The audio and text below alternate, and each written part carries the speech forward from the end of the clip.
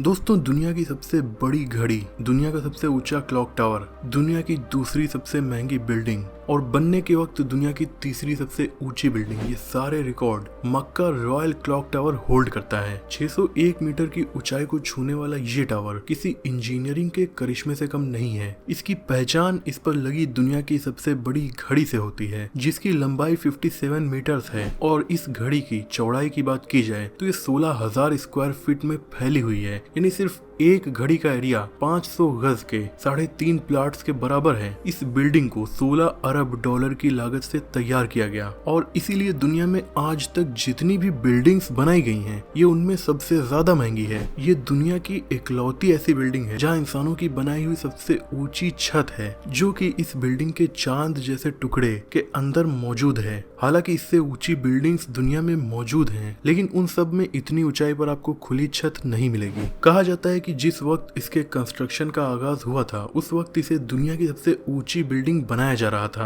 लेकिन जब इसकी 600 मीटर की ऊंचाई का प्लान लीक हो गया, तो उसी टाइम दुबई में बुर्ज खलीफा बन रही थी। तब वहाँ उसकी हाइट को और भी ज्यादा बढ़ा दिया गया, जिससे ये रिकॉर्ड बुर्ज खलीफा को मिल गया। ये टावर कॉम्प्लेक्स क्लॉक टावर्स के साथ साथ होटल का भी काम करता है और दुनिया की सबसे बड़ी मस्जिद अल हरम के मीनार के तौर पर भी इसे देखा जाता है। दोस्तों, मक्का सऊदी अरब का सबसे इम्पोर्टेंट शहर है, जहाँ पूरी दुनिया से लाखों मुसलमान हज करने के लिए आते हैं। लेकिन हज के महीने के अलावा भी मस्जिद अल हरम में 24 घंटे तक भीड़ रहती है और रिलीजियस टूरिज्म सऊदी अरब की कमाई का दूसरा सबसे बड़ा सोर्स है। हर साल सऊदी अरब की गवर्नमेंट को तकरीबन 12 अरब डॉलर्स की अर्निंग इससे होती है। यही वजह है कि पूरी दुनिया के मुकाबले मक्का शहर में सबसे ज्यादा होटल रूम्स मौजूद हैं। होटल्स की बढ़ती हुई डिमांड को देखते हुए और जायरीनों की ओवर पॉपुलेशन को कंट्रोल करने के लिए किंग अब्दुल अजीज ने मक्का में मौजूद ऑटोमन एम्पायर के पुराने किले को खत्म करके यहाँ एक कॉम्प्लेक्स बनाने का इरादा किया। इस किले को साल 2002 में गिरा दिया गया। दोस्तों, इस कॉम्प्लेक्स के मैप के हिसाब से इसमें कुल 7 स्काई स्क्रेपर्स थे, जो एक दूसरे से अटैच थे, जिनका मकसद पहले सिर्फ होटल रूम की डिमांड को पूरा करना था। पर बाद में ये सोचा गया कि इनमें से एक टावर सिर्फ होटल ही नहीं बल्कि इनसे बढ़कर होना चाहिए। और सऊदी किंग ने सोचा कि क्यों ना इस टावर को इतना ऊंचा किया जाए कि मस्जिद की मीनार के तौर पर भी काम करे और बहुत दूर से दिखाई दे। पर प्रॉब्लम ये थी कि पहले इस टावर की ऊंचाई सिर्फ 450 मीटर्स प्लान की गई थी और इसकी नींव भी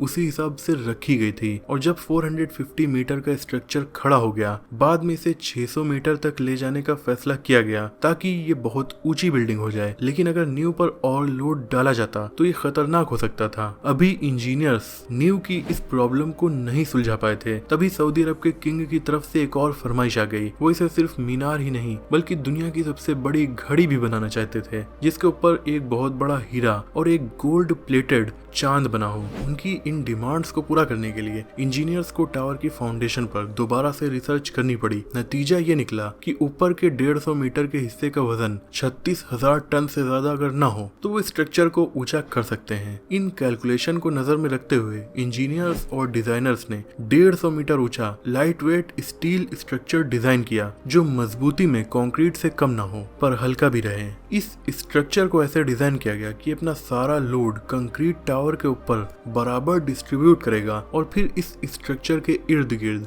दुनिया की सबसे बड़ी घड़ी और चांद को लगाया जाएगा। दोस्तों, ये स्टील स्ट्रक्चर क्लॉक टावर की ऊंचाई को 600 मीटर तक तो ले जाएगा, लेकिन इसको हल्के से हल्का रखने के लिए स्ट्रक्चर के अंदर जो फ्लोर्स बनाए गए वो नॉर्मल फ्लोर हाइट के मुकाबले ज्यादा ऊंचे बनाए गए और फ्लोर्स का सेंटर बीच से खोखला रखा गया। इस तरीके से इसमें स्टील की क्वांटिटी कम लगी और वेट भी कम रहा। क्लॉक टावर के अंदर इस खोखली जगह में आज आर्ट वर्क लटका हुआ देखा जा सकता है, पर असल में ये खोखले फ्लोर्स बिल्डिंग का वजन कम करने के लिए बनाए गए थे। स्ट्रक्चर बनाने के बाद अब बारी थी इस दुनिया की सबसे बड़ी घड़ी को बनाने का। इस काम को अंजाम देने के लिए जर्मनी की पेरोट नामी कंपनी को सिलेक्ट किया गया, जिनको इस काम में 165 सालों का एक्सपीरियंस था। 450 मीटर की ऊंचाई पर दुनिया की सबसे बड़ी क्लॉक लगाना और इसे ऑपरेट भी करवाना कोई मामूली काम नहीं है। इस घड़ी में कांटे कितने बड़े होंगे, तेज हवा में इन्हें कैसे बचाया जाएगा, इतनी ऊंचाई पर यह क्लॉक काम कैसे करेगी और इतनी बड़ी सुइयां हर मिनट हर घंटे लगातार कैसे घूमती रहेंगी, इन सभी चीजों का ध्यान रखना बहुत ज्यादा जरूरी था। पर सबसे बड़ा चैलेंज इस घड़ी के कांटे थे। इनको ऐसे डिजाइन करना था कि तेज हवा में ये उखड़ ना पाए। इस घड़ी का बड़ा कांटा 23 मीटर जबकि छोटा कांटा 17 मीटर लंबा है। दोस्तों 600 मीटर की ऊंचाई पर हवाओं की स्पीड 200 किलोमीटर प्रति घंटा भी हो सकती है, जो इस कांटे को बहुत आसानी से उखाड़ सकती है। और इस टावर में ऐसी एक घड़ी नहीं लगी है, बल्कि चारों साइड में लगी हुई है, जो इस खतरे को और भी ज्यादा बढ़ा रही थी। इसीलिए रॉयल क्लॉक टावर के ऊपर मौजूद घड़ी के कांटों को स्पेशल कार्बन फाइबर मटेरियल से बनाने का फैसला किया गया, क्योंकि कार्बन फाइबर का वजन हल्का और मजबूती स्टील से भी ज्यादा होती है। स्टील में जंग लगने का खतरा भी होता है, जबकि कार्बन फाइबर पूरी तरीके से रस्ट प्रूफ रहता है। मक्का रॉयल क्लॉक टावर के लिए 4 नहीं बल्कि 5 कांटों के सेट बनवाए गए, एक स्पेयर में भी बनवा कर रख लिया गया। इसके बाद एक एक ट्रेलर में एक एक कांटा लोड करके मक्का रॉयल क्लॉक टावर तक पहुंचाया गया। ये कांटे इतने बड़े हैं कि इसके अंदर एक इंसान आसानी से चल सकता है। क्लॉक टावर की चारों घड़ियों को चलाने के लिए अलग अलग मोटर्स लगाए गए, जिन्हें क्लॉक ड्राइव कहा जाता है। यहाँ पर भी एक एक्स्ट्रा क्लॉक ड्राइव पहले से इंस्टॉल की गई है, ताकि क्लॉक ड्राइव खराब होते ही उसे बदला जा सके। इस घड़ी में एक मेंटेनेंस स्विच भी लगाया गया है, जिसे दबाते ही सारे कांटे बिल्कुल सीधे हो जाते हैं और मेंटेनेंस वर्कर्स इसके अंदर जा सकते हैं। इस घड़ी की रंगत को सिलेक्ट करने के लिए भी काफी रिसर्च की गई। पहले फैसला किया गया था कि इसे काला और सफेद रंग दिया जाए, लेकिन बहुत से एक्सपेरिमेंट करने से ये बात सामने आई कि दिन के वक्त तो टाइम सही नजर आ रहा है, पर रात के वक्त व्हाइट LED लाइट्स आंखों में शार्प इमेज नहीं बना पा रही थी। कई रंगों को बदलने के बाद आखिरकार ग्रीन कलर की LED लाइट्स ही सिलेक्ट की गईं, जिसका नतीजा ये हुआ कि 8 किलोमीटर दूर से भी इस घड़ी में टाइम सही से नजर आ जाता है। इस क्लॉक टावर पर टोटल 20 लाख LED लाइट्स लगी हैं। हर एक LED लाइट एक दूसरे से 4 इंच के डिस्टेंस पर लगाई गई, जो देखने वाले को एक बहुत बड़ी लाइट के तौर पर नजर आती है। दोस्तों अब बारी थी मक्का रॉयल क्लॉक टावर के सबसे मुश्किल और खूबसूरत पार्ट को बनाने की। बिल्डिंग के टॉप पर एक क्रिसेंट लगाना था, जो टावर की हाइट को 600 मीटर तक पहुंचाने के लिए सबसे अहम था। ये क्रिसेंट 75 फीट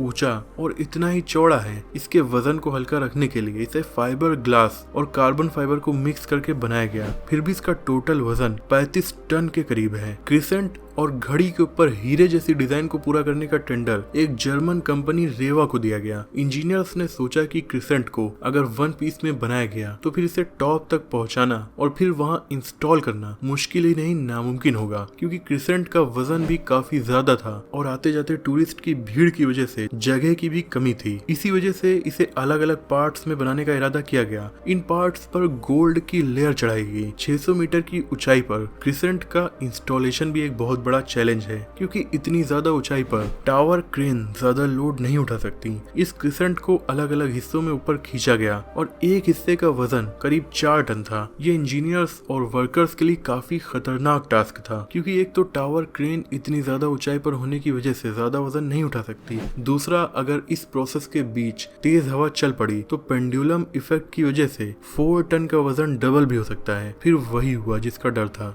ठीक उसी वक्त जब क्रिसेंट का एक हिस्सा हवा में था, अचानक हवा चल पड़ी। आखिरकार कुछ वर्कर्स ने इसे रस्सियों से पकड़कर हिलने से रोका, फिर इस पोजीशन में लाकर फिक्स कर दिया गया। आपको बता दें कि इस क्रिसेंट में टोटल 3 फ्लोर्स भी बने हुए हैं। एक में ऑफिस है, एक में मीटिंग रूम है। आज ये क्रिसेंट मैन मेड स्ट्रक्चर इंसानों का बनाया हुआ सबसे ऊंचा फ्लोर भी है। दोस्तों मक्का रॉयल क्लॉक टावर की कंस्ट्रक्शन 2002 में शुरू हुई थी। 9 साल तक चलने के बाद 2011 में कंप्लीट हुई और इस टावर में लगी क्लॉक को दुनिया की सबसे एक्यूरेट क्लॉक माना जाता है। आज इस क्लॉक टावर को जो भी ज़ायरीन मक्का आ रहे होते हैं लगभग 17 किलोमीटर की दूरी से देख सकते हैं और उन्हें ये पता चल जाता है कि वो अब मक्का शहर पहुंचने वाले हैं। अगर आपको ये वीडियो पसंद आई हो तो इसे लाइक और शेयर कीजिए। ऐसे इंटरेस्टिंग टॉपिक्स पर नॉलेजफुल वीडियोस देखने के लिए हमारे चैनल को सब्सक्राइब करके बेल आइकन को प्रेस कर दीजिए। मिलते हैं अगली वीडियो में, तब तक के लिए अपना और अपनों का ख्याल रखिए।